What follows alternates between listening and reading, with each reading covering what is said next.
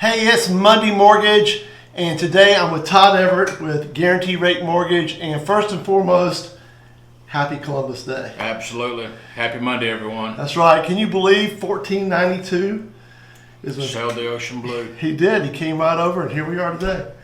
1492. That's a long time ago. Couple of months ago. Wonder what their interest rates were back then. Free land. Yeah. I don't know. Let's not go there. But anyway, hey, For it. today I want to talk to you with Todd and just get both of our feedback on a couple of things that's happened this month. At the end of October 30th, some really good news where FHA is concerned is they have approved a renter to be able to use his rental payment history as a form of a credit on purchasing a new house. Correct. FHA has not ever done that in the past. No, they have not. They should have. Shh, don't tell them I said so. Yeah. But they really should have, because it's no different than getting a credit report from your cell phone provider. Correct. So starting October 30th, that's going to be a big deal for folks that are trying to qualify for an FHA loan where they've been a past tenant and now they can use that history for them. Absolutely. Pretty cool, huh? Absolutely. Yes, sir. So sweet. So something else we've been talking about, Todd and I had lunch together today, and we were talking about some other options for buyers about the 7-1 buy down and the 10-1 buy down. Absolutely. So what you have there, you obviously have the different variables with the buy down options, 2, 5, 7, 10. Mm-hmm. Prior to the market that we're in right now, most first-time home buyers have only been in the home 5 to 7 years. Mm-hmm. James checked, and right now, pre-COVID, it was right at 10 years. 10.1 months. Right. 10 years, 1 month.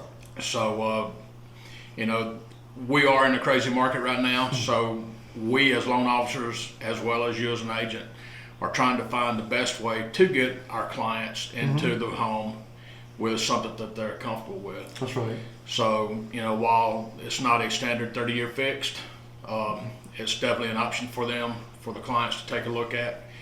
And as a responsibility for us as a lender to provide those clients with all their options. Absolutely. And just not try to box them in. I think you should provide them several options. That way they have a sound financial decision to make. Absolutely. But I do like, it was 10.1 years, and now it's more closer to like 13.2 years. Right.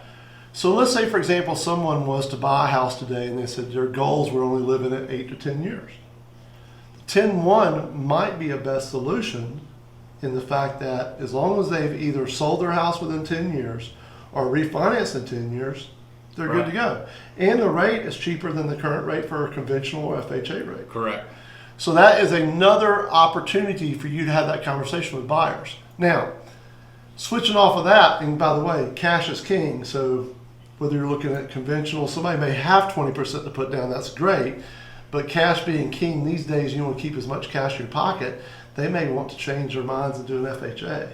Correct. By the way, agents, if you submit a purchase and sales agreement with a conventional loan exhibit attached to it and you decide for the best interest of your buyer that they're going to switch from a conventional to FHA, you got to do an amendment. All parties have to agree to switch from a conventional to FHA, FHA to conventional.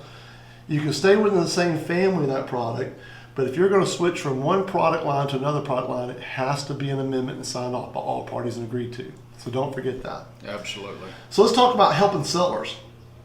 And what I wanted to talk about, because I thought about this over the weekend, Todd was gracious enough to help Karen and I refinance our home this past November, almost a year ago. Yep.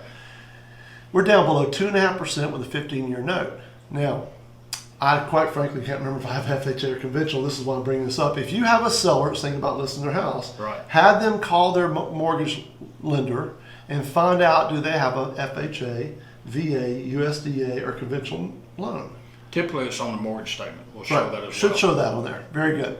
So if you have a government-backed loan, FHA, USDA, VA, then your loan is assumable, which could be great. Absolutely. Providing that buyer that might be interested in buying your home has to have some cash equity to be able to offset the difference. So if I was going to sell a house for $200,000 and I only owed $150,000, then the buyer would have to bring the other $50,000 to the table to make me, the seller, whole.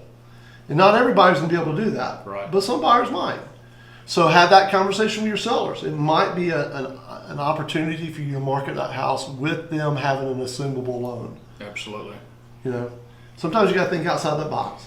Definitely have to think outside Right. the box every day right now. And that's why I think that agents, brokers, lenders, we all have to be thinking outside the box. We have to be talking to each other, figuring out what we're going to do, and to best serve that client with several different options. Absolutely. Sound good? Sounds great to me. Cool deal. Listen, everybody, have a great week. Happy Columbus Day. As always, thank you. Appreciate you. I Thank appreciate y'all. Yep. Until next Monday, we want to wish you the very best. Go get them, guys. And again, we appreciate everything. We always hope we bring value. Remember my guys and call them. Justin, Todd, obviously, Brandy, Ben. Their number is 706-389-0691. Or always feel free to email them at scr.grm@gmail.com. All right, folks. Enjoy your week. We appreciate you. Until next time, have a good week. See ya.